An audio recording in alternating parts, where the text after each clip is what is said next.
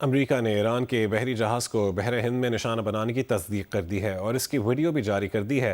अमेरिकी आबदोज ने भारत और श्रीलंका के साहिल के करीब बहर हिंद में एक ईरानी बहरी जहाज़ को टारपीडो से मारकर डुबो दिया है। इस पर बात करते हैं, हमारे से टेलीफोन लाइन पर मौजूद हैं vice admiral retired Ahmed Saeed साहब। अहमद सईद साहब, ईरान का ये बहरी जहाज़ भारत में मैरीटाइम मशकों में शिरकत के लिए आया था और वो भी भारतीय इन्विटेशन पर, और भारतीय सरहद के बहुत करीब ही उसे निशाना बना दिया गया। अब इंडिया को इस पर किस तरह का रद्द-ए-अमल देना चाहिए? अमेरिका इस जंग में हर तरह की अखलाकी रिवायात तो भूल चुका है।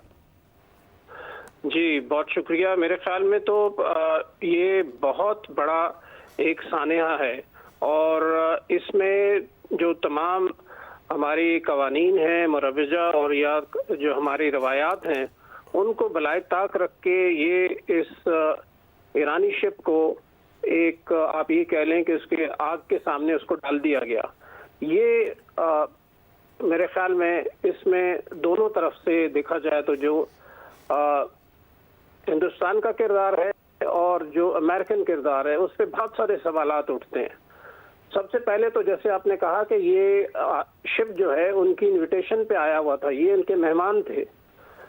तो उसमें जब इनको पता चला कि ये हालात गड़बड़ कर रहे हैं तो उसमें इंटरनेशनल लॉ ऑफ द सी है या ह्यूमैनिटेरियन लॉ है, जो the law of the armed conflict है, उसके तहत इस शिप को वॉर जोन की तरफ नहीं भेजना चाहिए था। और अगर ऐसा करना भी था तो आप साथ में अपने शिप्स लगाते और कहते कि जी हम इनको लेके जा रहे हैं, हमारे मेहमान थे, बजाय इसके कि आपने उस मेहमान को गली में जहाँ पे लड़ाई हो रही है वहाँ पे निकाल दिया और धकेल दिया और खुद दरवाज़ा बंद करके बैठ गए। तो ये एक बहुत बड़ा सवालिया निशान है जो इंडियन मैरीटाइम रिस्पॉन्सिबिलिटी के ऊपर है।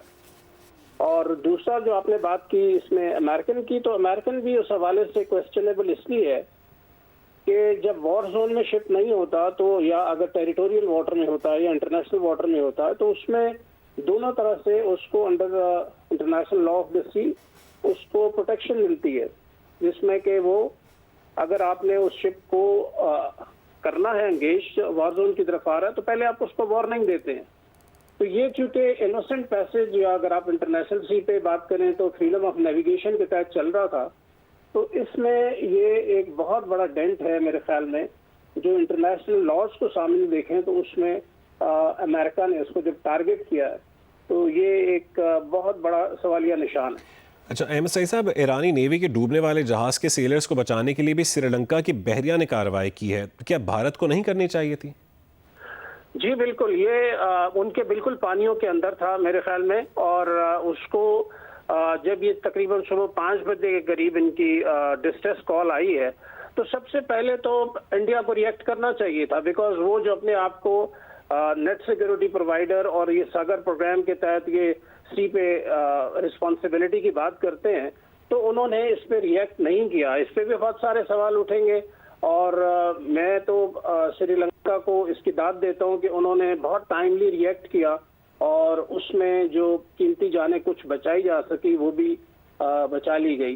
तो ये एक और बहुत बड़ा खला है कि इंडियन ने अपनी रिस्पॉन्सिबिलिटी से कोताही की और उसकी वजह से आज हमने एक यानी कि कल एक ऐसा सानिया हुआ कि जिसमें अभी तक की इतलात के मुताबिक तकरीबन 150 के करीब जो इंसानी जानें हैं वो ज़ाया हुई। ठीक है, vice admiral retired Ahmed Saeed साहब, बहुत शुक्रिया जी न्यूज़ से गुफ्तगू करने के लिए।